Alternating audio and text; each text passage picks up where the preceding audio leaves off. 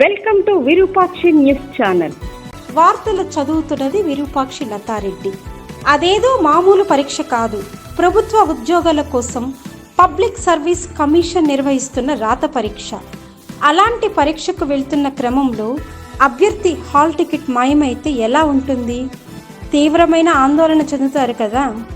ఇన్నాళ్ళు చదివిన చదువంతా వృధా అయిపోతుందని బాధపడతారు. అయితే ఓ మహిళా అభ్యర్థిని హాల్ టికెట్ను పరీక్షకు కొన్ని నిమిషాల ముందు ఓ గ్రద్ద ఎత్తుకెళ్ళింది. దీంతో ఆమె తీవ్ర ఆందోళనకు గురైంది. గ్రద్ద హాల్ టికెట్ ఎత్తుకెళ్లడాన్ని చూసి అక్కడున్న వారంతా షాక్కు గురయ్యారు. ఈ ఘటన కేరళలోని కాసర్గాడ్లో చోటు చేసుకుంది. కేరళ పబ్లిక్ సర్వీస్ కమిషన్ ప్రభుత్వ ఉద్యోగాల కోసం ఇటీవల రాత పరీక్షలు నిర్వహించింది. ఓ మహిళా అభ్యర్థి పరీక్ష రాసేందుకు తనకు కేటాయించిన ఎగ్జామ్ సెంటర్ వద్దకు చేరుకుంది. ఇక తన హాల్ టికెట్ను సరిచూసుకుంటుండగా అంతలోనే ఓ గ్రద్ద వచ్చి ఎత్తుకెళ్ళింది. అక్కడే ఉన్న ఓ కిటికీపై హాల్ టికెట్ను పట్టుకుని గద్ద కూర్చుంది. పరీక్షకు సమయం అవుతుండడంతో బాధితురాలు తీవ్ర భయాందోళనకు గురైంది.